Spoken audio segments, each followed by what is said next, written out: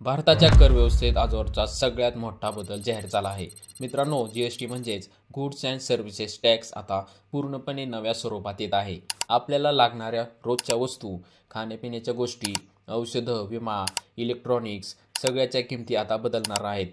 काही वस्तू स्वस्त होणार तर काही महाग, आणि या सगळ्याचा थेट परिणाम आपल्या खिशावर होणार आहे. मित्रांनो, आपण जाणून घेणार आहोत जीएसटीमध्ये झालेल्या मोठ्या बदलांबद्दल. तुम्हाला मित्रांनो माहीतच असेल, आत्तापर्यंत आपल्या देशात जीएसटीचे 4 स्लॅब होते: 5%, 12%, 18% आणि 28%. पण आता सरकारने मोठा निर्णय घेतला आहे आणि हे 4 स्लॅब कमी करून फक्त 2 ठेवलेले आहेत: 5% आणि 18%.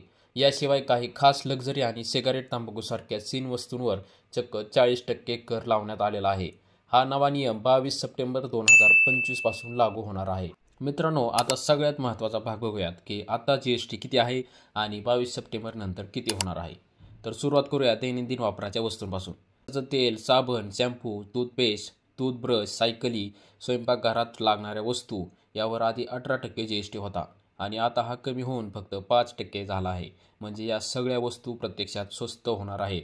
त्याचबरोबर खाण्यापिण्याच्या वस्तूंमध्येही मोठा बदल झालेला आहे. नमकीन, भुजिया, sauces, pasta, instant noodles, chocolates, coffee, cornflakes, butter आणि तूप या वस्तूंवर आधी 12% किंवा 18% एवढा जीएसटी होता. पण आता या सगळ्यांवर फक्त 5% जीएसटी लागणार आहे. याशिवाय यूएसटी दूध, पनीर, पोळी आणि पराठा यावर आधी 5% जीएसटी होता. आता हे पूर्णपणे 0% गेले आहेत. म्हणजे त्यावर आता कुठलाही कर लागणार नाही. त्याचबरोबर मित्रांनो, औषधांमध्येही सरकारने मोठा बदल केलेला आहे. आधी जीव वाचवणाऱ्या औषधांवर 5 ते 12% एवढा जीएसटी लागत होता. आता हे सर्व 0 किंवा जास्तीत जास्त 5% आणलेले आहेत. कॅन्सरची औषधे आणि काही दुर्मिळ आजारांवर लागणारी औषधे आता थेट 0% येणार आहेत. एवढंच नाही, आपलं वैयक्तिक लाईफ इन्शुरन्स असेल किंवा हेल्थ इन्शुरन्स यावर आधी 18% जीएसटी होता. पण आता तो पूर्णपणे माफ करण्यात आलेला असून म्हणजे या पॉलिसी आता जीएसटी फ्री झालेल्या आहेत.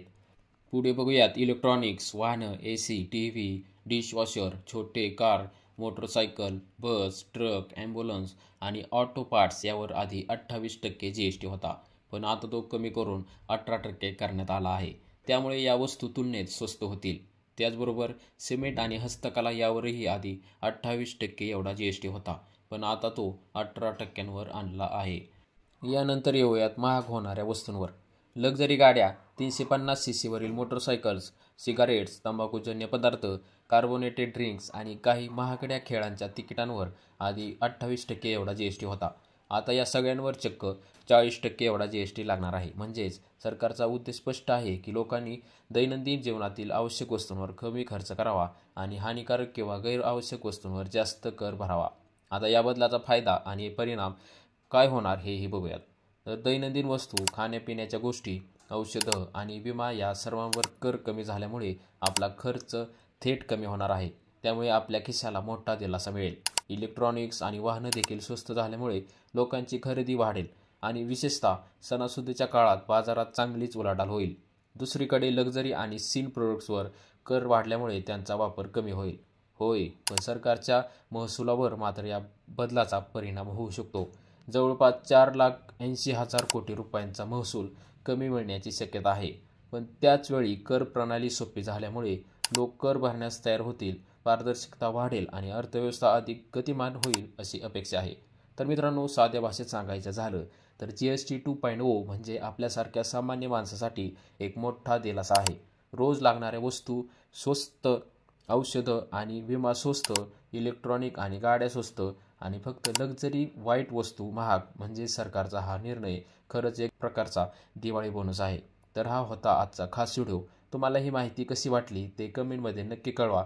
आणि जर मित्रांनो चॅनलवरती नवीन असाल तर आपल्या खास मित्राच्या चॅनलला सबस्क्राईब करायला विसरू नका. आणि हा व्हिडिओ जास्तीत जास्त लोकांपर्यंत पोहोचवण्यासाठी हा व्हिडिओ नक्कीच शेअर करा. धन्यवाद.